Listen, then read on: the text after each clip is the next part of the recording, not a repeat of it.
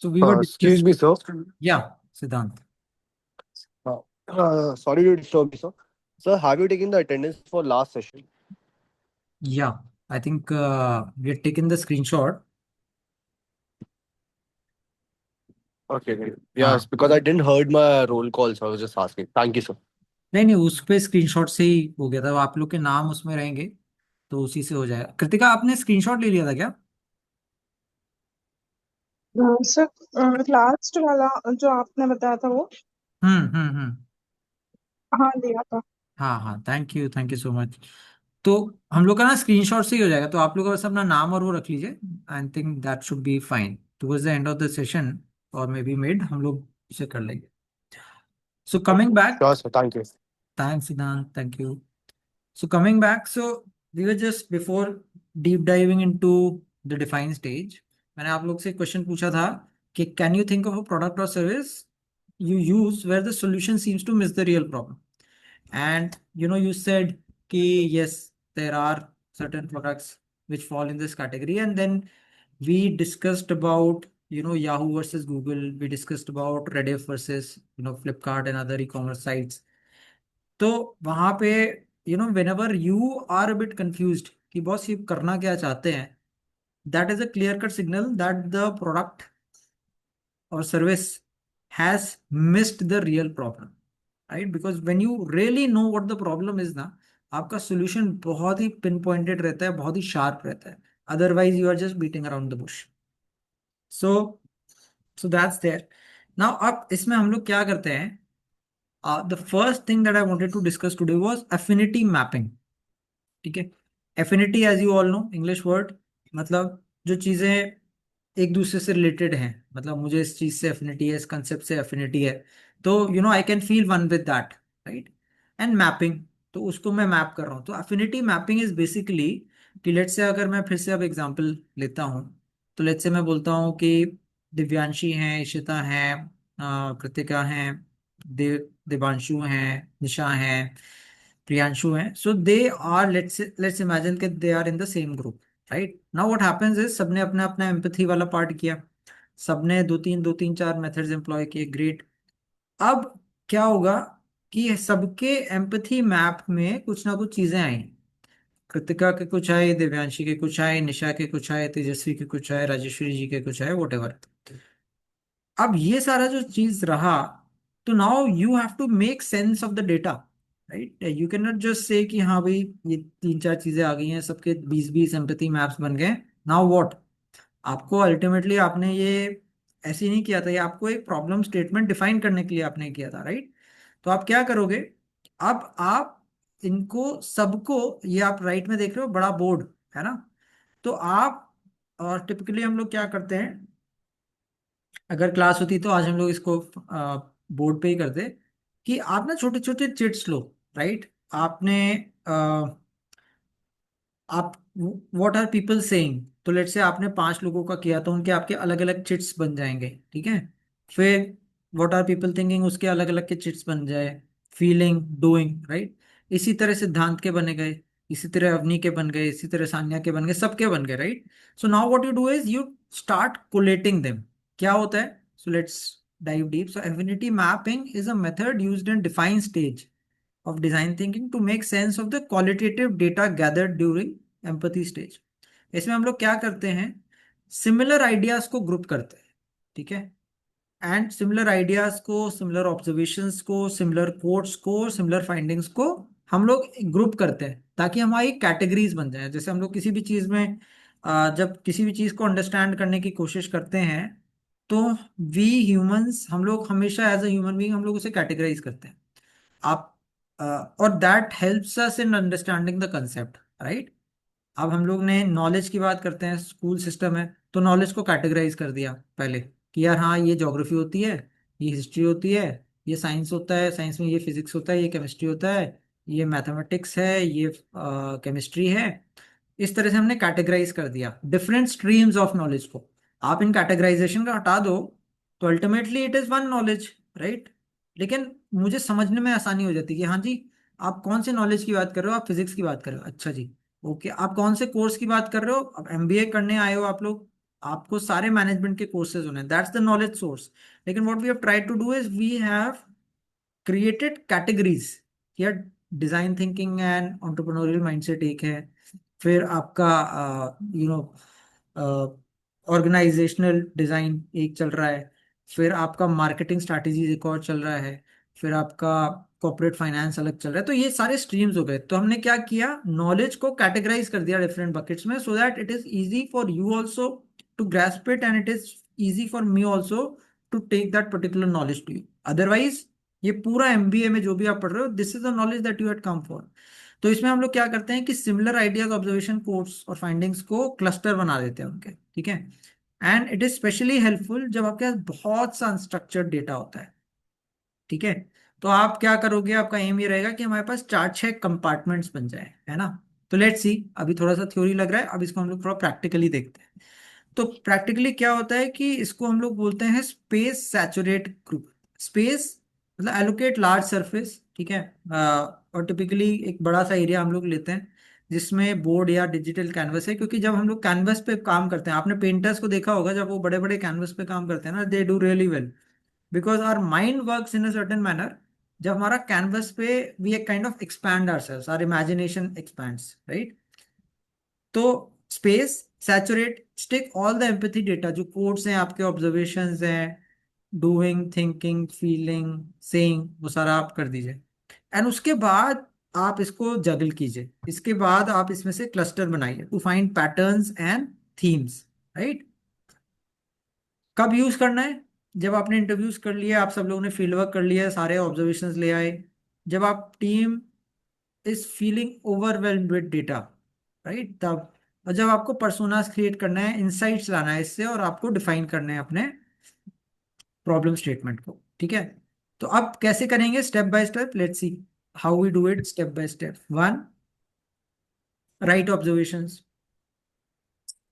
तो write each observation on a code on a sticky note. अब sticky note मैं बोल रहा हूँ बार बार क्योंकि टिपिकली इससे करते हैं, लेकिन आपको कोई और मेथोडोलॉजी करना है वो भी कर सकते हो। लेकिन इससे क्या रहता है, द पॉइंट इज कि हमें हर चीज थोड़ा सा लिखते जाना है, so that it is easy for us to categorise. Sticky notes के अब ऑनलाइन वर्जन भी आते हैं, आप लोग यूज करते होगे, तो उनको यूज कर सकते हो, ठीक है। तो लाइक लेट्स से इसने एक किया, I don't like asking questions in large class, so this is an observation, ये इसने स्टिकी नोट इसका बना दिया, यूज कर। सैचुरेट द स्पेस, इस तरीके से आपने पूरा स्पेस भर लिया। Put all the notes on a board और a wall without organizing them yet, अभी आपने ऑर्गेनाइज नहीं किया। Third, group similar notes. तो इसमें जो आपके सिमिलर नोट्स हैं, सिमिलर थीम्स के, सिमिलर इमोशनल अंडर करेंट्स के, इनको आप एक ही कैटेगरी में, वन क्लस्टर। जैसे अब हम लोग ऑडियो बुक की बात कर रहे थे अभी, राइट, या कुछ और की बात अगर हम लोग करें, तो वन क्लस्टर कुड बी कि फियर ऑफ स्पीकिंग अप। कई लोगों से आपको ये अंडर करेंट आ रहा है कि people have that fear of speaking up. Another is difficulty finding the answers. तो नेविगेशन का कहीं ना कहीं एक फीलिंग आ रहा है आपको। तो आप इन क्लस्टर्स को आप अलग अलग मार्क करो, हर एक क्लस्टर को। आपने एक का कर दिया पार्टिसिपेशन एंजाइटी, और अगले का कर दिया information access challenge, right. So this is what is coming up. और उसके बाद ये सारे पैटर्न्स आप बनाओगे, और फिर इन पैटर्न्स को आप देखोगे, एंड यूल सी कि पैटर्न्स हैं, कॉन्ट्रडिक्शंस हैं, सरप्राइजेस हैं। So this will be a part of your defining stage, right. अब हम लोग एक एग्जाम्पल यहाँ पे लेते हैं, कॉलेज गोइंग स्टूडेंट्स का कंटेक्स्ट है। सो लेट्स से आपने कॉलेज गोइंग स्टूडेंट्स का फॉर एग्जांपल इंटरव्यूज कंडक्ट किया about their online learning experience, और ये कुछ रॉ नोट्स आपके पास है। Let's take an exam. अब शायद ये आज हो भी गया, काफी सेरेंडिपिटी है कि हम लोग ऑनलाइन क्लास में ये डिस्कस कर रहे हैं। तो जब इन लोगों ने बात किया कई लोगों से, और ये कोविड के टाइम पे ज्यादा, आप लोग में से कई लोगों ने कोविड में अपना पूरा अंडरग्रेड किया होगा, तो यू वुड नो बेटर। तो मे बी फ्यू स्टूडेंट्स से that I miss hanging out with friends before class. Class के पहले मस्ती मारते हैं ना अपन लोग, हंसी मजाक करते हैं, फिर क्लास में आते हैं, फिर क्लास के बाद भी we spend some good time with our friends. तो लोगों ने बोला कि I miss hanging out with friends before class. दूसरा किसने बोला, sometimes I zone out during long Zoom lectures. लंबे लेक्चर्स हो रहे हैं, और मतलब you just don't feel like being very interested, तो यू जस्ट जोन आउट, आप खो गए उसमें। Third, I don't feel like I get to know my professors. अभी अपन लोग मिले हैं, इन पर्सन मिले हैं, you know me, I know you, what. अगर हो सकता है शुरू से ही अपने लेक्चर्स इस तरह से जाते तो शायद मतलब एक सेंस ऑफ नोइंग नहीं आता। आई जस्ट नो यू, जैसे अभी आप सबके वीडियोज ऑफ हैं, तो मेरे लिए you would have just been a roll number या फिर अ नेम। लेकिन अभी क्या है कि आई कैन रिलेट, क्योंकि क्लासेस में आप सब लोगों को देखा है, तो I can relate your name with your face, and I can relate your name with your actions, with the way you have been attentive in the class, or with the way you have been participating. तो now it is a two-way street। अच्छा है। तो यहाँ पे लोगों ने बोला I don't feel like I get to know my professors. किसी ने बोला it's hard to stay motivated at home. घर है, कभी चाय आ रही है, कभी कुछ और चल रहा है, वीडियो गेम चल रहा है, ये चल रहा है, वो चल रहा है, दोस्त लोग आ रहे हैं, मस्ती मार रहे हैं। तो मतलब कहीं ना कहीं people said that it's hard to be motivated at home, right. Breakout rooms are awkward. जो जूम में रहता है कि ब्रेकआउट रूम में आप चले गए between the classes, people found it very awkward. लोगों ने बोला I love that I can री वॉच रिकॉर्डिंग्स। अब देखियो, ये दैट्स अ गुड थिंग। अब आज भी हम लोग की रिकॉर्डिंग हो रही है, अब क्लास में तो होती नहीं है। तो आज जिन लोगों ने फर्स्ट लेक्चर लेट से बाद में ज्वाइन किया या मिस कर दिया, तो they can go through the entire recording, right. Second का भी this is being recorded, so that is something that people liked. And lastly, people said that I don't participate unless called. ये लोगों ने एक insight अपनी share की, so that's fine. तो ये सारे ऑनलाइन लर्निंग एक्सपीरियंस में जब लोगों से बात किया तो ये सारी चीजें अपने को मालूम चली। अब इसको हम लोग अगर एफिनिटी मैपिंग, जो कैटेगराइज करने का तरीका है, राइट, उससे अगर हम लोग यूज करें तो क्या होगा, लेट्स सी। तीन पिलर्स आपके निकल के आए, तीन कैटेगरीज निकल के आई। One is the social disconnect, ठीक है। एक क्लस्टर आपका बन रहा है सोशल डिस्कनेक्ट का, जो कहाँ पे क्यों बन रहा है, क्योंकि एक था आपका आई मिस फ्रेंड्स, एक कहता है ब्रेकआउट रूम्स आर ऑकवर्ड, एक कहता है I don't know my professors. तो कहीं ना कहीं you are getting a feeling कि यार this thing is creating a social disconnect. So that's one theme that's coming out. Second, engagement struggles.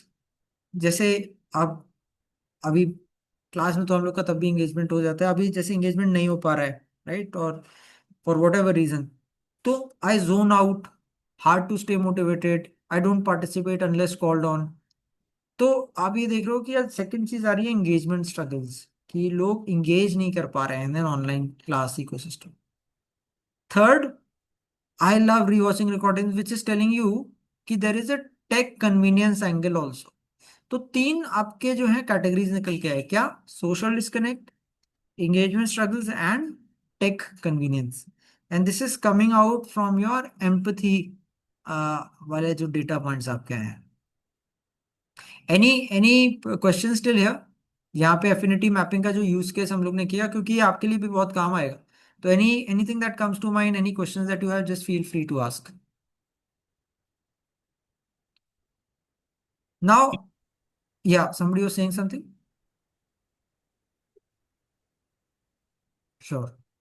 ठीक है ना। Now let's go, how these clusters help you derive insights. तो क्या रहता है कि अब इसने क्लस्टर ने आपको इंसाइट्स क्या दिए, student feel emotionally detached in virtual learning environments and miss spontaneous social moments. So this is your insight. Empathy stage से हमेशा आपको इंसाइट लानी है, otherwise it becomes meaningless. So this insight can then be used to write a point of view or a brainstorming HMW। HMW क्या होता है? How might we? आप याद कर लो, HMW, how might we? This is a structure to define the problem। तो अब जब आपका एफिनिटी मैपिंग हुआ, आपके इंसाइट्स है, अब इंसाइट से आपका एक पॉइंट ऑफ व्यू बनेगा और आपका हाउ माइट वी क्वेश्चंस बनेंगे। क्या होता है ये, जरा हम लोग देखते हैं। उससे पहले हम लोग देखते हैं कि बेनिफिट्स ऑफ एफिनिटी मैपिंग क्या है। नंबर वन, आप देखो, आपके अलग अलग पॉइंट्स थे वो सारे, ठीक है। आपके क्या अलग अलग पॉइंट्स थे आपके? 8 बड़े डिसजॉइंटेड सी चीजें थी, ठीक है। अब उसको, उस कियोस को आप क्लैरिटी पे ले आए, क्योंकि आपने उन्हें 3 चीजों में बांट दिया।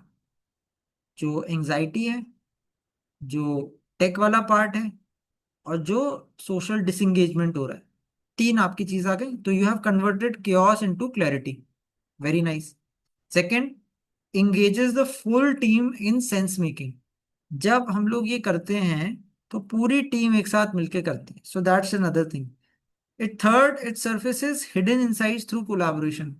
जब किसी ने, हो सकता है लेट्स से मैं बोलता हूँ, किसी ने, अनीश ने एक इंटरव्यू लिया था और अभिनव ने लिया था और अनीशा ने लिया था और आइकेश ने लिया था. ये जो पार्ट लोगों ने बोला ना कि आ, यार मतलब मैं जान नहीं पाया प्रोफेसर को अच्छे से, मुझे ही लगता है. हो सकता है अनीश को किसी ने बोला, अनीश ने कहा हाँ यार छोटी सी बात है चलो लिख लेते हैं, बट बहुत ज्यादा बड़ा पॉइंट नहीं लग रहा है. पता चला अभिनव के भी उसमें यही आ रहा है कि यार मैं अपने स्टूडेंट्स जो, प्रोफेसर से भी बात हो रही है, प्रोफेसर भी यही बोल रहा है कि मैं स्टूडेंट्स को नहीं जान पाया. तीसरा बच्चे ये बोल रहे हैं कि वो एक दूसरे को नहीं जान पाए. तो कहीं ना कहीं अब आप लोगों ने जब सारी चीजों को मिलाया तो ये फाउंड आउट कि जो आपको बहुत माइनर लग रहा था it actually is a major point. So surfaces hidden insights through collaboration. एकाकी करते तो शायद नहीं होता, सिंगल हैंडेडली आप लोग करते, लेकिन क्योंकि आप लोगों ने ग्रुप में किया तो few hidden things are coming out which are very important. And then this builds a shared understanding of the user pain points. तो ये कुछ अपने बेनिफिट्स हैं ऑफ एफिनिटी मैपिंग. ठीक है, तो let's go through a small video here. Create an affinity map and let's see how it happens. You've collected all of your research, and now you're wondering, how do I make sense of all of this data? How do I organize this information? Really pull out insights for my project. You've collected all of your research, and now you're wondering, how do I make sense of all of this data? How do I organize this information to actually pull out insights for my project or my team? Today, we're going to talk about affinity mapping. Affinity mapping is a great way to make sense and organize all the research insights from your studies. Whether information collected from user interviews, usability studies, or any research method you decide to use for your study. Affinity mapping has 3 basic steps, and you can tweak them to fit your needs for your project. Step 1, write down all of your data points onto separate sticky notes and post those sticky notes onto a wall. You should record about 50 to 100 insights or sticky notes for each participant that you conduct research with. Be sure to use the original transcript using quotes from the participants to back up your insights if you get questioned from stakeholders. Remember that every comment or quotation from your participants is a potential data point for your research. I like to start using pain points, go through each participant and write 1 pain point per sticky note. I like to include the participant number so I can reference back the quote or insight to the participant that I spoke with. Once this information is gathered, you'll need a large space using a wall or a large poster board, or an online whiteboarding tool like Miro or FigJam. I personally prefer to affinity map using digital software. I have used Miro in the past, and now I've been using FigJam. I like to use digital software because in both software platforms, you can Control F or Control Find. That helps me search for keywords, helping me cluster my insights more quickly. Step 2, group together similar sticky notes. Grab one sticky note, read it, and put it in one place. Grab another note, read it, and figure out if the note is related to the first note. If it is, put the second note next to the first note. Otherwise, put it away from the first note to start a new cluster. To figure out which notes are related to one another, the decision is heavily dependent on you. There is no right or wrong answer in this case. The goal of this activity is to draw connections, but remember to focus on connections that are valuable to your research objective.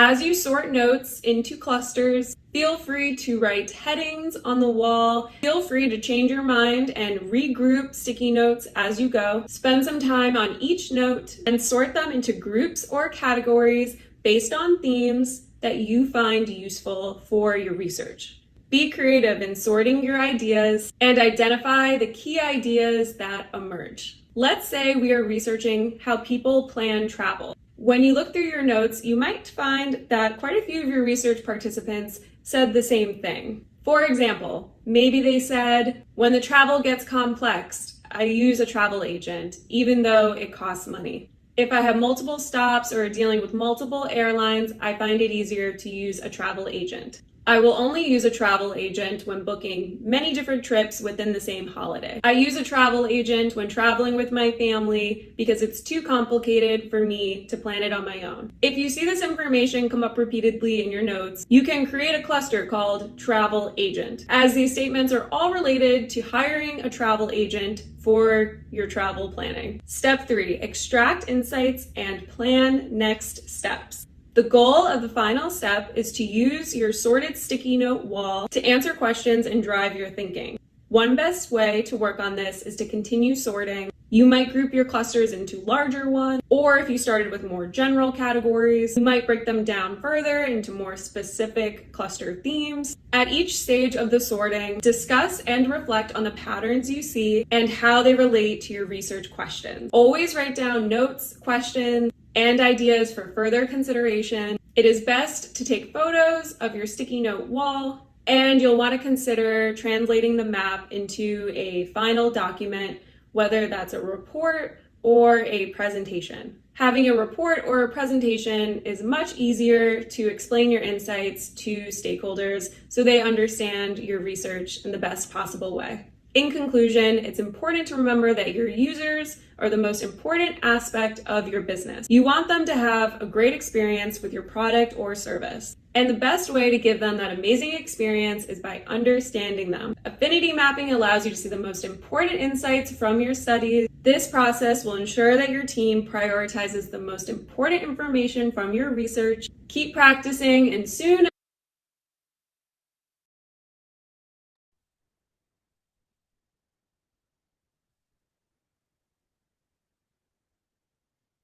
So anyone feels कि they are ready for affinity mapping here?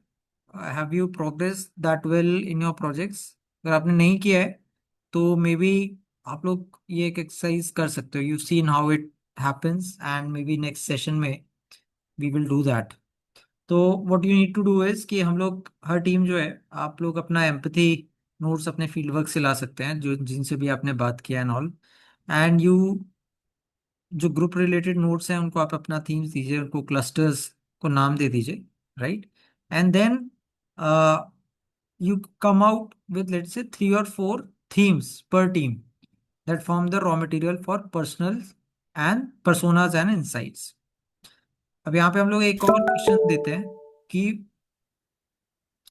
First year students का, let's say अब आप लोग भी first year में आए, सो there are कोई अगर यूनिवर्सिटी है उसमें फर्स्ट ईयर में स्टूडेंट्स आ रहे हैं और जैसे ही आते हैं आपने उनसे बात किया, आपने उनसे पूछा कि कैसा क्या चल रहा है, मतलब hostel life, institute life and things around that.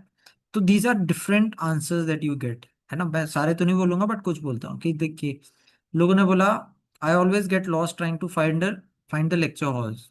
होता है कई लोगों का, right. They just can not make sense of the various buildings and lecture theaters and the numbering and this and that. Somebody said this. किसी ने बोला I join clubs but haven't attended any meetings yet. कई बार होता है ना, हमने club join कर लिया, कंसल्टिंग क्लब, फिन क्लब, ये फलाना ठिकाना, लेकिन मैंने एक भी मीटिंग अटेंड नहीं की. कोई बोल रहा है कि I feel I am always behind on something. मुझे लग रहा है कि मतलब एक तरह से फोमो ही है कि यार मैं, सारे लोग कुछ कर रहे हैं और मैं ही नहीं कर पा रहा हूँ.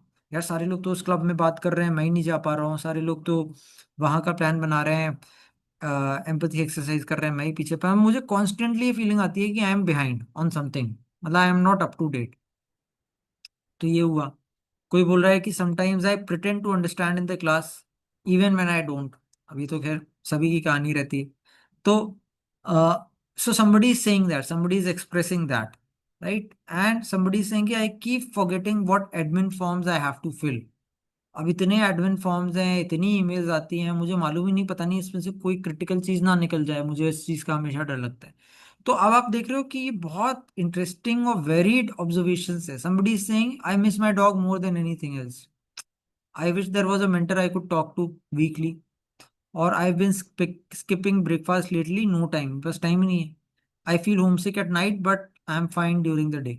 तो many of the things maybe you will also kind of relate to at least a few of them. So this is something that came out after speaking to the first year students. अब इसको अगर मैं ये कितना है देखो आप, ये है 5 into 6, 30 डेटा पॉइंट्स हैं। अब बहुत अलग अलग लग रहे हैं, लेकिन अगर जब आप एफिनिटी मैपिंग का प्रोसेस करते हो तो क्या होता है, इनसे आपके कुछ थीम्स निकल के आए। एक थीम निकल के आया सोशल सोशल आइसोलेशन, एक थीम निकल के आया एकेडमिक अनसर्टेनिटी, एक थीम निकल के आया कैंपस नेविगेशन इंफ्रास्ट्रक्चर, एक थीम निकल के आया मेंटल हेल्थ एंड मोटिवेशन, एक थीम निकल के आया टेक और logistical barriers, then one theme is desire for mentorship and another theme is lifestyle adjustments. तो ये सारे थीम्स आपके निकल के आ रहे हैं धीमे धीमे, right. So if I just recap what we have done is, empathy में हम लोग ने 10 टूल किट्स देखे। एम्पैथी का सारे चीजें करके ग्रुप में करके इंडिविजुअली हम लोग ने उसे बैठे हम लोग और उसको हम लोग ने कोलेट किया, कंबाइन किया, और now we are trying to make sense. और वो जब हम लोग मेक सेंस कर रहे हैं तो उसमें हम लोग एफिनिटी मैपिंग यूज कर रहे हैं। एफिनिटी मैपिंग से आपके इंसाइट्स आते हैं, है ना, जो हम लोग ने अभी देखे। अब और क्या आता है, पर्सोना डेवलपमेंट होता है। So persona development which you are seeing on the screen right now is the process of creating fictional yet data driven profiles. अब आप लेट्स से सब्सटेंस अब्यूज में करते हो, तो सब्सटेंस अब्यूज में फॉर एग्जांपल आपका एक बनेगा कि you know a person in thirties, a male person in 30s who has been you know who has been doing substance abuse for the last 10 plus years, so that's one persona. आपका एक और बनेगा कि substance abuse female in her 40s who has been doing substance abuse for let's say 5 plus years. तो अब आपके 3-4 personage बनते जा रहे हैं, right. And what you it will help you is कि आप इस पर्सोना के डेटा पॉइंट स्पेसिफिकली लाओगे। So persona development, coming again is the process of creating fictional yet data-driven profiles that represent key user segments you are designing for. ठीक है।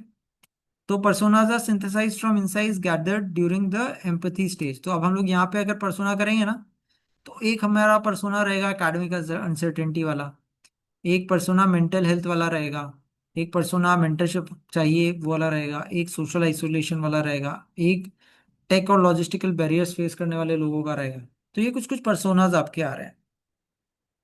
सो they help teams humanize the user, build empathy and maintain a user centered focus throughout ideation and prototyping. Any questions still here? No, sir. Sure. तो now what should a persona include? And ये persona जो है ना design thinking में नहीं है, आपको generally भी आई थिंक बाकी कोर्सेज के लिए भी बहुत हेल्प करेगा जो आपके प्रोडक्ट मैनेजमेंट वाले कोर्सेज हैं एंड अदर्स। तो what should a persona include and why is it done in the define stage? तो डिफाइन स्टेज में you are making sense of user data to uncover patterns, right. So personas capture these patterns into relatable and consistent profiles. ठीक है, it's a part of the entire strategy. तो इसमें क्या हो रहा है कि हम लोग इसको थोड़ा रिलेटेबल और कंसिस्टेंट प्रोफाइल्स में कैप्चर कर लेते हैं, जिसको हम लोग पर्सोना बोलते हैं। जो हमारा ये कैप्चर करता है कि हम लोग किसके लिए डिजाइन कर रहे हैं, वो लोग किस चीज की केयर करते हैं, what motivates them or frustrates them, and what context do they operate in। तो एक वेल क्राफ्टेड पर्सोना जो है ना वो इंश्योर करता है कि आपका प्रॉब्लम फ्रेमिंग यानी कि जिसे हम लोग बोलते हैं POV, point of view, and idea generation, है ना, एचएमडब्ल्यू, stay grounded in the real user needs not assumptions. क्योंकि अब आप इन पर्सोनास को लेके और इनके हिसाब से सोचना स्टार्ट करते हो। सब्सटेंस अब्यूज का जब आप बात कर रहे हो तो आपने सब्सटेंस अब्यूज में एक 40s में जो फीमेल है सब्सटेंस अब्यूज कर रहे हैं 5 years से, उनका निकाला कि क्या उनका प्रॉब्लम स्टेटमेंट है। 30s में है, मेल हैं 15-20 साल से कर रहे हैं, उनका निकाला, राइट। एक आपने अर्ली उनका निकाला कि जो अभी 20s में है और राइट अभी अभी स्टार्ट किया है, राइट, तो उनका निकाला। तो अब आपको हर एक के प्रॉब्लम स्टेटमेंट डिफरेंट आ रहे हैं, राइट। 40s वाले का शायद ये आ रहा होगा कि भैया छोड़े ही नहीं छूट रही है, मतलब जो भी चीज़ हम लोग कर रहे हैं मतलब you just can't leave. I have tried so many things. 20s में जो है उनका ये आ रहा होगा कि यार छोड़ने का तो बात नहीं है, अभी तो जस्ट पिकअप ही किया है, तो I will feel very left out क्योंकि मेरे सारे फ्रेंड्स करते हैं। तो there is that fear of not being socially acceptable if you don't do it. तो अलग अलग हाउ माइट वी स्टेटमेंट आएंगे, अलग अलग क्वेश्चंस आएंगे, अलग अलग प्रॉब्लम डेफिनेशंस आएंगी, राइट। तो ये आपके पर्सोनास से आ रहे हैं। पर्सोना में क्या क्या होना चाहिए, let's look at that. Name and age, a realistic relatable identity। Example Ravi 19 years है ना। मैं आपको लाइव एग्जाम्पल दिखाता हूँ जो हम लोग यहाँ पे देख रहे थे कि पर्सोना में हम लोग ने जो चीजें यहाँ पे इनकी देखी थी, right.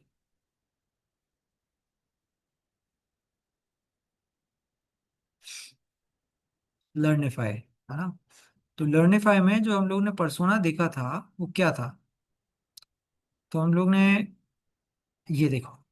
Suhani 14 years, class 9th, government school, language Hindi, basic English, device access, shares the phone with her mother. And Suhani wants to do well in the school but finds academic books confusing and boring. She often memorizes without understanding। बिना जाने बिना समझे वो memorise कर लेती है। अब ये तो अपने थोड़ा स्कूल सिस्टम का फ्लॉ है भी। So just to pass the exams, reading feels overwhelming to her, but when somebody explains concepts slowly in Hindi, उसकी माँ है या कोई भी है, इंग्लिश की बातों को हिंदी में समझाते हैं अच्छे से, like a story, it makes sense to her finally. और इसका एक कोट अगर ये लोग डाले तो वो है कि अगर कोई प्यार से समझाए सुनाए तो शायद मैं भी समझ जाऊं। तो ये अच्छी बात है। तो you are getting a very good insight about this persona. एक और देखते हैं। Fatima 12 years, class 8, government girls school. ठीक है, ये गर्ल्स स्कूल में थी और वो सिर्फ गवर्नमेंट स्कूल में, तब उनका कोएड था, इनका गर्ल्स वाला है। लैंग्वेज हिंदी है, comfortable in simple English not English. Device access, uses her father's phone। Fatima loves stories that make her smile or quietly tease something. After school, she looks for content that helps her relax, like funny clips or spiritual tales। और बोल रही हैं कि जो बात हंसी या कहानी के जरिए समझ गए वो याद रहती है। तो दिस इज हर टेक। तो वेरी ब्यूटीफुल। तो इस तरीके से आपने भी पर्सोना बनाना है और आपका यही रहेगा। तो आपने क्या देखा वहां पे, नेम एंड एज, फोटो देखी हम लोग ने, फातिमा की फोटो थी। बैकग्राउंड था, किस तरह का है, कहाँ पे पढ़ते हैं, गोल्स मोटिवेशन अगर कुछ है तो, फ्रस्ट्रेशन पेन पॉइंट्स अगर कुछ है तो, बिहेवियर एटीट्यूड अगर कुछ है तो, और कोट। कोट ऐसा जो उनके माइंडसेट को कैप्चर करे। ठीक है ना। Brief story showcasing their persona interacting with your solutions please. ठीक है। तो यहाँ पे मैंने एक और आपको दिखाया है, अदिति शर्मा 18 साल, background first year student from a small town, studying computer science in a big metro. Goals क्या है लाइफ के, गोल्स हैं लाइफ के, making new friends and feeling at home on campus. And second है कि staying academically on track and applying for internships next year. Frustrations क्या है इनके, feeling overwhelmed by large lectures, बहुत बड़े बड़े लेक्चर्स हो रहे हैं, नहीं समझ में आ रहा। बेबी बैकग्राउंड की वजह से क्वेश्चंस नहीं पूछ पा रहे हैं क्लास से, hesitant to ask questions. And third, doesn't know how to build her resume और वेयर टू बिगिन। भैया रेज्यूमे बनाना है, कैंपस में सब लोग बोलते रहते हैं, बनाना कैसे है, चालू कैसे करना है, आई just don't know the starting point. Personality traits इनके क्या है, she is very observant, introverted है, सेल्फ मोटिवेटेड है, बट ऑफन हेजिटेंट है, झिझक रहती है इनमें। कोट इनका क्या रहेगा, इनका कोट है, everyone seems to already know what they are doing, I feel like I am playing the catch up. सब लोग को मालूम है कि उन्हें क्या करना है, इनको ऐसी फील आती है, मुझे ही नहीं मालूम, मुझे लगता है कि मैं बस कैचअप ही करते जा रही हूँ दूसरों से पीछे। दिस इज अ कोट जो उनकी पर्सनैलिटी को पूरा डिफाइन करता है। Scenario, Aditi wants to ask a professor a question after class but hesitates and decides to search Google instead। कितने ही लोग हैं जो ये करते हैं, हम लोग भी जब क्लास करते हैं, अटेंड करते हैं, आप लोग के भी मन में कई बार क्वेश्चन आता होगा, बट यू फील किया ठीक है यार अभी क्या ही पूछना है, नहीं समझ में आया, स्लाइड्स में होगा, नहीं होता है तो मैं गूगल कर लूंगी या कर लूंगा, तो ठीक है। And sometimes it gives you the answer, sometimes you end up feeling more confused and discouraged। ठीक है। तो ये पार्ट हो गया।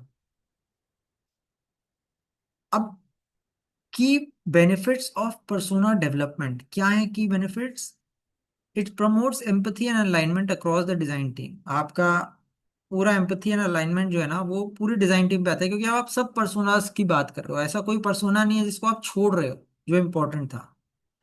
It guides the creation of point of view statements, HMW statements, ठीक है। POV is point of view, HMW is how might we. It also helps evaluate whether ideas fit the real user's life. And it avoids the trap of designing for a वेग और average user. कई बार क्या होता है ना, हम लोग जब पर्सोना डिफाइन नहीं करते तो हम लोग बड़े वेग से यूजर के लिए कर लेते हैं कि भैया हम लोग तो सब्सटेंस अब्यूज का कर रहे हैं, 25 से 20s में पर्सन है और सिगरेट पीता है, इसके लिए हम लोग कर रहे हैं। अरे भाई, this is just one persona, there are so many other personas. 30s में पर्सन है वो ये करता है, 40s में है वो ये करता है, मतलब so you avoid designing for one वेग यूजर की भाई 20s में है, सिगरेट पीता है, दिन का एक पैकेट पी जाता है, मैं उसके लिए करूँ नहीं। That is one just very small subsection, ठीक है। Let's see the small video on designing with empathy.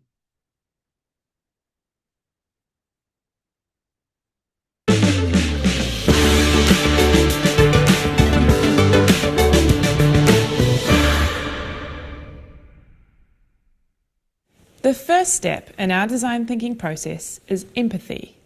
This phase is all about challenging assumptions and understanding your audience. The better we understand the audience, the better we can target their needs and desires, giving them what they really want, not what we think they want. This is why the audience is often referred to as a target market. This collection of people might share common traits like age, location, likes, dislikes, beliefs, behaviours or hobbies. Once we know who we are talking to, then we can really empathise with them. Empathy is a lovely human quality. It's where we relate to each other and care for each other's needs. It's the ability to acknowledge that others value different things or view the world in a different way. When we apply empathy to design, we ensure the final product serves the needs of others rather than ourselves. But how do we truly understand someone who is not us? In design, we have a tool called personas. This is where we create fictional characters that are based on our target market, allowing us to step into their shoes and test how they might react to specific situations. We can put these personas in fictional scenarios, similar to those we might face in the real world, and predict how they'll behave or engage with problems and solutions. It takes us from designer to audience, showing us our audience's point of view. We asked Jess to show how we can create a persona document in Canva. Thanks, Kat. The easiest way to explain it is to show you how easy it is in Canva. Start with a template search. Type in user persona. You'll see a bunch of options pop up. Some will have the little crown next to them. These are for Canva Pro users only. There are 2 free ones I want to demo for you. This first one, you'll see, is already set up as a presentation. This is great if you need to present your findings to anyone. It's ready to go. As with any Canva template, it's incredibly easy to adjust to fit your branding, add in your own images, colours and fonts. On pages 2, 3 and 4, there are examples of different persona templates. They all do roughly the same thing, allowing you to explore who the person is, their behaviours and what they believe. I'm going to choose the third one. I can keep this picture or find something that suits my audience better by finding a person in the Photos tab. Select someone who represents your audience and just drag their picture in. Change the name to something appropriate and start changing the information so it fits. In no time, you'll start to know this persona. I like this one because it has goals and motivations on here, but also their frustrations. Great for understanding why they do things. The other template I want to show is a great one for working with a team on. Open it up and use the first page to explain what you were looking for.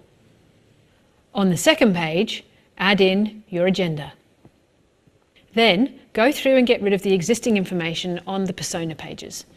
You'll see there are 3 on each page. When you're ready, invite the team in. I'm going to make this public and then send the link to all of the team on direct messaging with a few instructions. And here you can see them all jumping in and getting started. I'm going to add a timer, like this, just to add some motivation and make sure this session doesn't blow out. This works well if you're all in the same space working on your own machines, or if you have a video or phone conference running at the same time. You can see pretty quickly that we're starting to understand these 3 personas. Coming up with personas together as a team is a great way to kick off a design thinking workshop. It sets a solid base for later steps, making sure that everyone agrees with who you're creating for. Once the team understands the personas, you can start using them to test your ideas throughout the whole workshop. You can say stuff like, I don't know, would Alice do that? I don't think Alice would do that. She would do this instead. These personas, even fictional ones, start to become integral to your decision making. I hope that helps you understand how to initiate the first step in the design thinking process. Our next video is going to take you through step 2.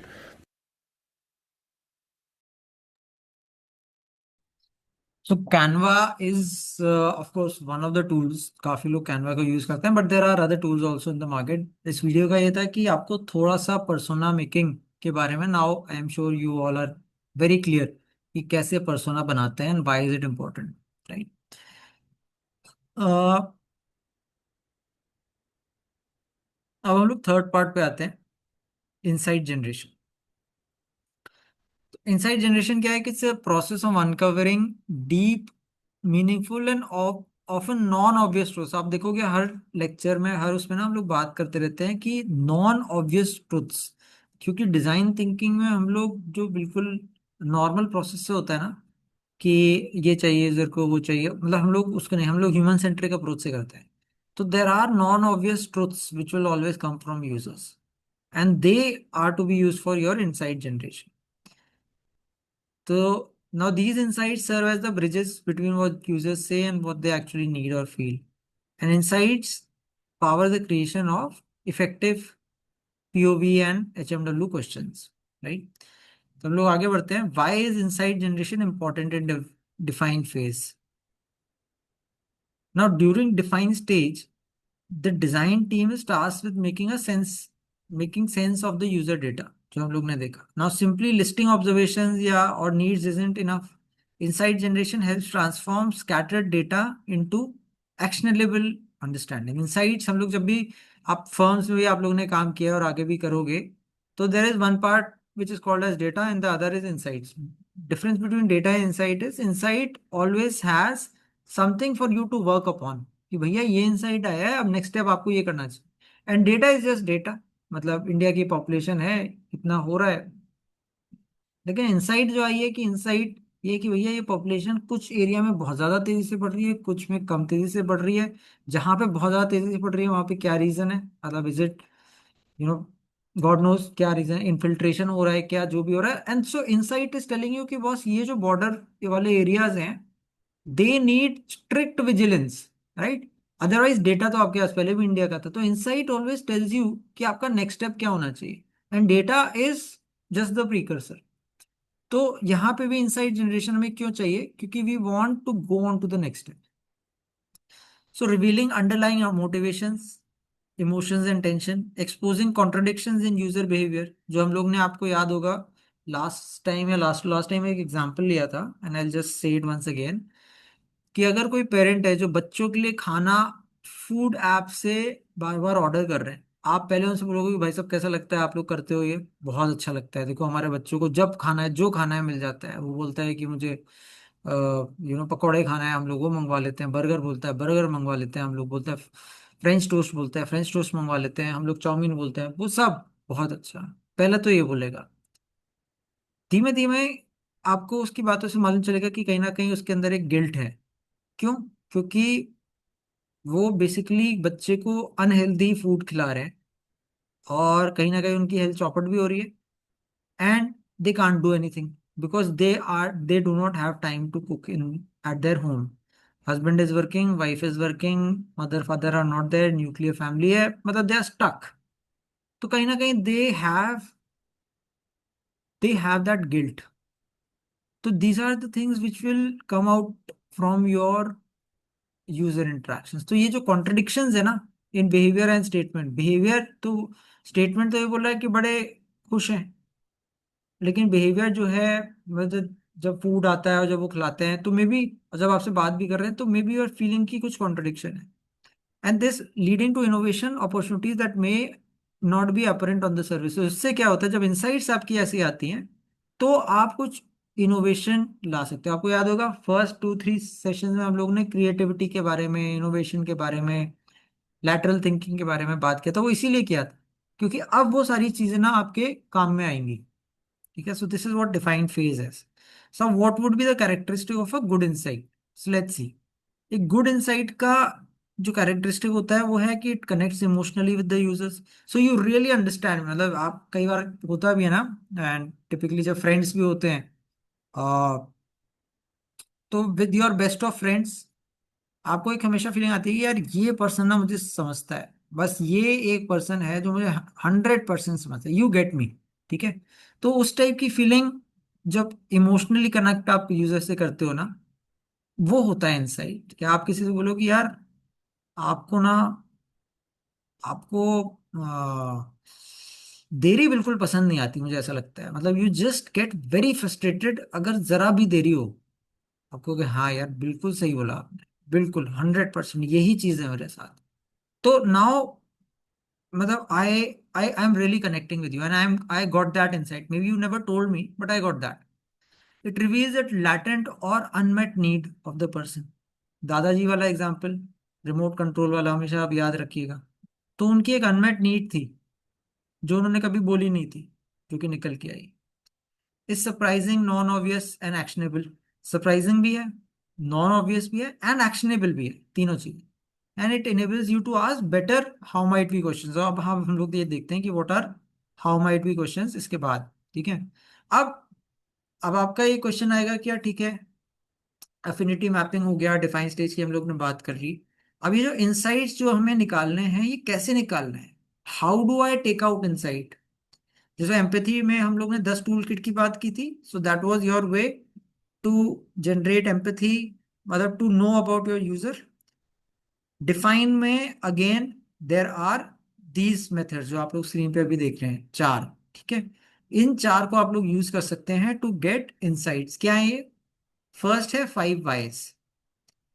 5 wise क्या है कि जब हम लोग repeatedly बार बार question पूछते हैं ना, why why why why why, तो आपके आंसर्स बिल्कुल अलग आते हैं और that will give you an insight. For example, आप कोई पर्सन है अपना क्लास में फोन यूज कर रहे हैं, आप लोग तो कम करते हैं लेकिन लेट्स से कोई करता है, ठीक है, तो मैं पूछूंगा वाई. जवाब आएगा I am bored. Why are you bored? I don't feel challenged.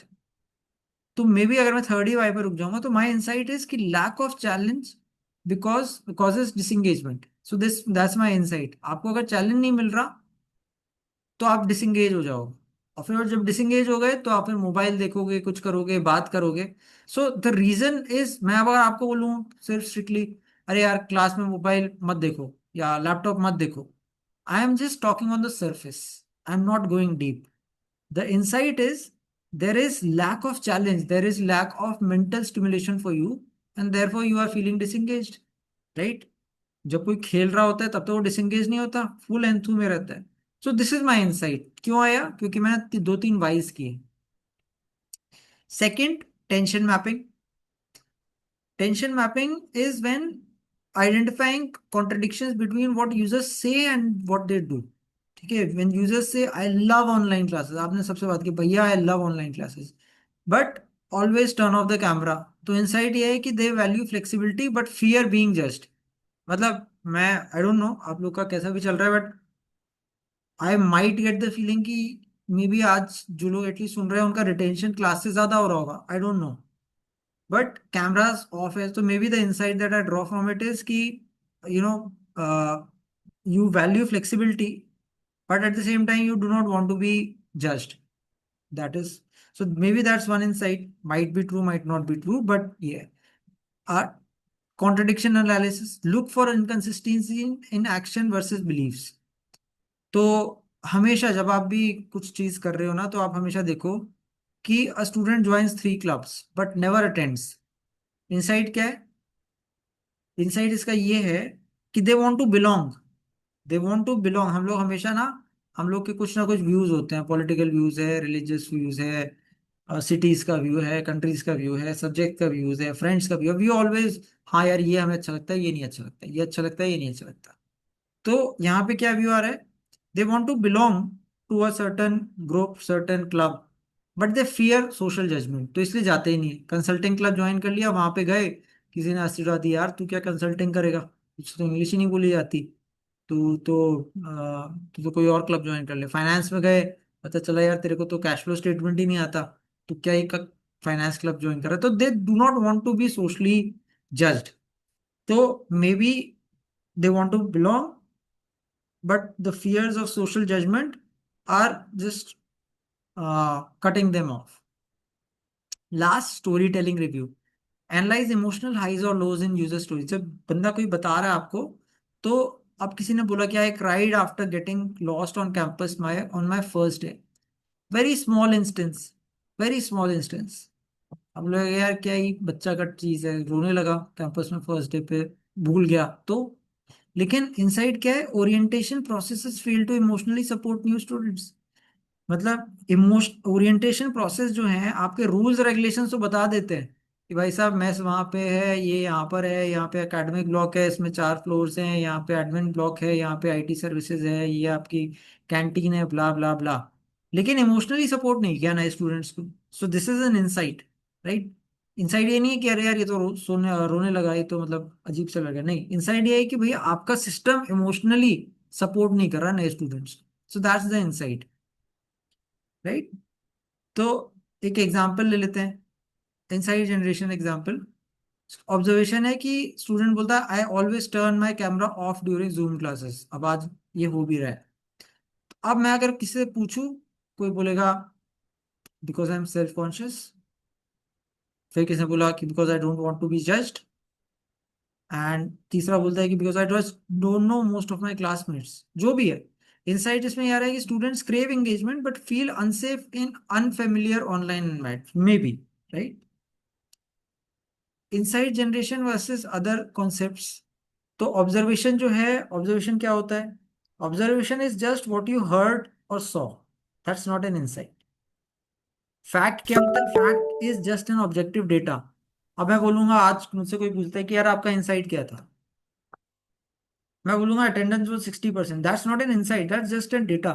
मेरा इनसाइट ये था कि यार may be people were not switching on their camera, and कुछ ही क्वेश्चंस थे, तो may be there is a disconnect that happens. Offline में जब होता है तो बेटर पार्टिसिपेशन रहता है, मैं भी बुक्स का वो कर पाता हूँ, पार्टिसिपेशन में मुझे भी अच्छा लगता है, मे बी जिनको जो लोग करते हैं उन्हें भी अच्छा लगता है, बट यहाँ पे डिस्कनेक्ट है। तो that, and I need to do something so that ये डिस्कनेक्ट ना रहे। मतलब मैंने लोगों से बोला भी कि वीडियो ऑन कर दो, ये वो, बट इट डजंट वर्क। तो then I am coming with some sort of a insight, not exactly a fact कि यार 42 की क्लास थी, 37 लोग प्रेजेंट थे, नहीं। थर्ड होता है user need, what a user wants to do. So ये भी यूजर कई बार खुद से बता देता है, लेकिन इनसाइट जो होता है that is deeper, what user is not telling you, what you are inferring. तो insight is why the need matters and what's blocking it. तो motivation, let's say motivation fades when users don't feel seen or acknowledged. अब आप may be जब हम लोग class में करते थे, एंड आई थिंक अभी तक एक भी क्लास ऐसी नहीं हुई है जब एटलीस्ट 5-6 स्टूडेंट्स को या 7 स्टूडेंट्स को बुक्स ना मिली, और वो टिपिकली रहते भी हैं तो काफ़ी पार्टिसिपेट भी करते हैं। बट आज शायद वो इकोसिस्टम भी नहीं है, and so motivation fades when users don't feel seen और एक्नॉलेज्ड। तो आज मैं एक्नॉलेज कर भी नहीं पा रहा हूँ। तो थिंग्स अराउंड दैट। तो insight generation, again to in brief, insight is not equal to a quote और a fact. Insight is equal to hidden truth plus unspoken need plus emotional anchor. और ये कैसे हम लोग फाइंड करते हैं? Contradiction से, वर्क अराउंड से, और इमोशनल रिएक्शन से, राइट? एक हम लोग छोटा सा एग्जाम्पल देखते हैं and then after that we'll call it close. तो 5 वाइज आपको याद होगा, हम लोग ने फर्स्ट या सेकंड या थर्ड सेशन में एक चीज किया था, गुड़गांव में जो पानी भरता है उसके ऊपर हम लोग ने डिस्कस किया था एंड वी वर सरप्राइज्ड कि सब लोग ड्रेन बोलते रहते हैं ये वो, बट हम लोग ने कुछ और ही फाइंड आउट किया था फाइनली, जो रीजन था, इफ यू रिमेम्बर राइट। तो उसी को ध्यान में रखते हुए let us see the example of 5 whys.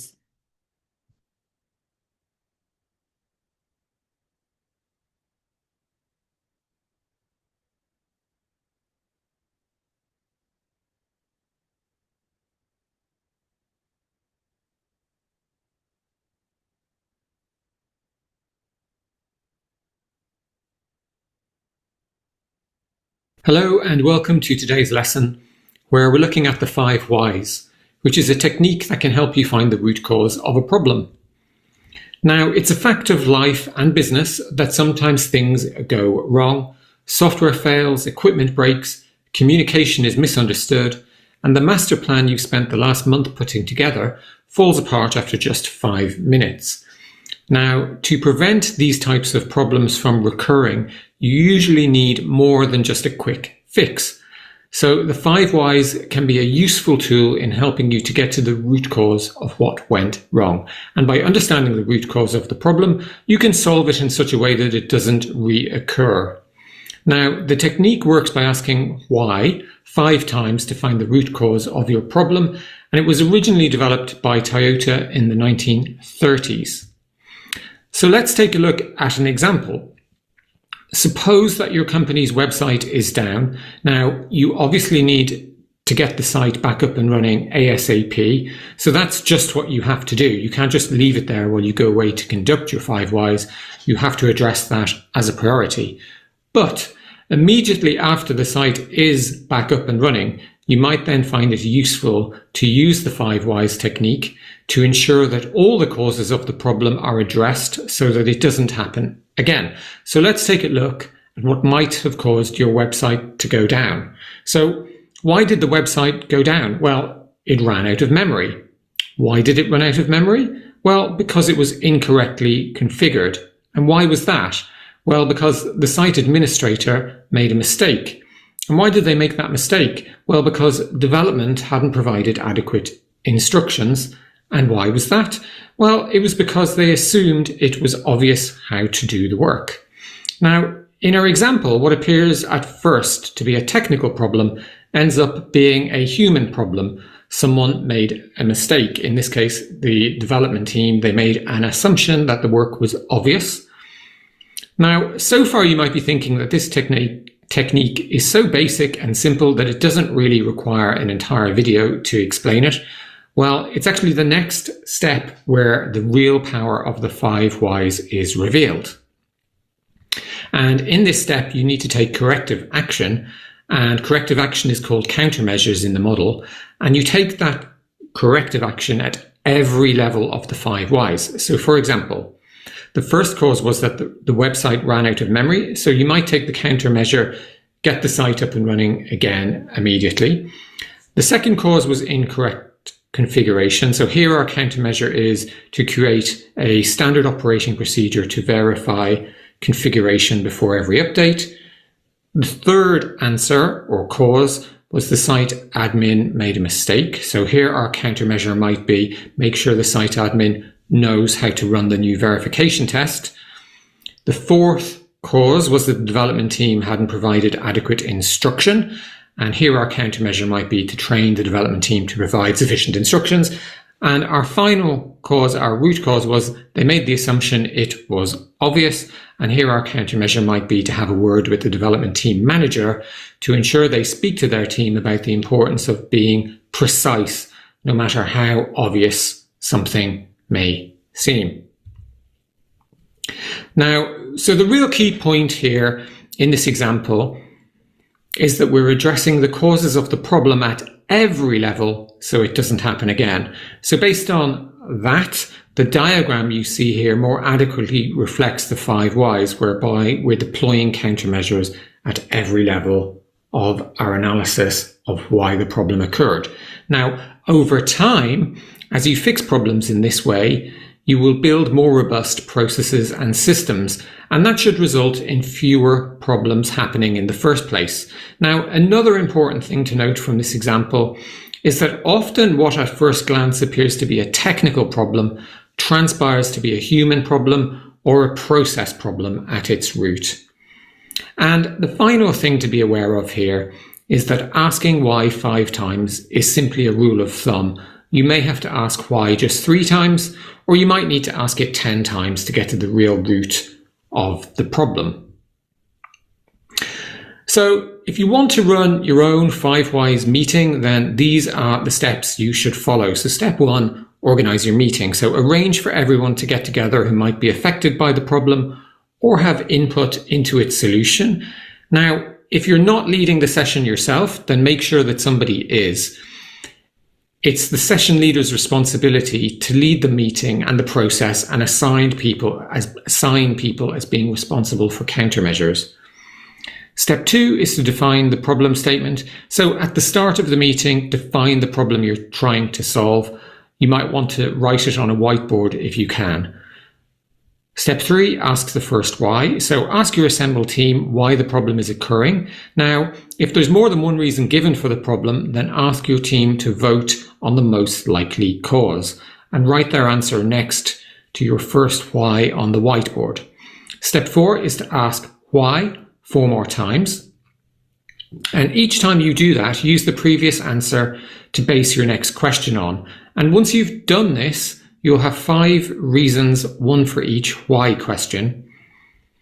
Finally, step 5 is to determine your countermeasures. So agree what countermeasures you will take to address each of your 5 reasons that are now on the whiteboard. Step 6 is important. It's assign responsibilities. So for each countermeasure, agree who is responsible for it and how they will measure the success of that countermeasure. Step 7 is to monitor progress. So agree how progress will be monitored. And usually that's going to involve a follow-up session. That could be in a few hours, a few days, or even a few weeks. And then finally, step 8, close the meeting. Now that you've determined all the causes of your problem, including the root cause, you've determined your countermeasures and how you'll monitor progress, it's time to bring your meeting to a close. So there are a number of advantages and disadvantages associated with the 5 whys technique. In terms of advantages, then it allows you to identify the cause of your problem, not just its symptoms. It's simple and it's easy to use, and it helps you avoid taking immediate action without considering if you've identified the real root cause of your problem. In terms of disadvantages, then different people may get different answers as to the cause of the exact same problem, and that raises the question about the reliability of the technique. It's only as good as the knowledge and experience of the people in the room using it. And finally, you may not dive deep enough to uncover the actual root cause of the problem entirely. So, in summary, to prevent some problems from recurring, you need more than just a quick fix. Now, the 5 whys is a useful technique that can help you analyze and fix problems so that they are eliminated for good.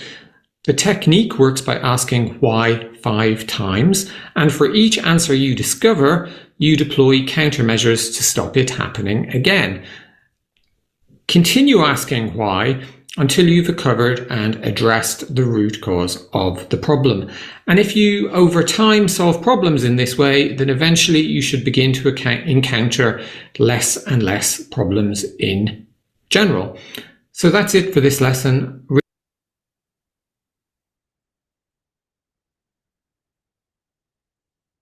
So I think that gave us a good sense of 5 whys and why it is important and how to utilize it.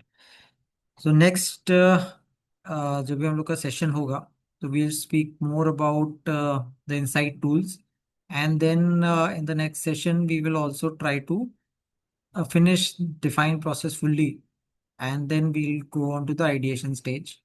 So that's how we are going to plan our next few sessions.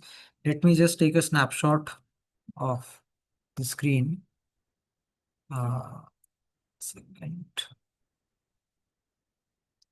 Any questions in the meanwhile? Any questions from all of you? How was the overall experience of an online class? Is it fine?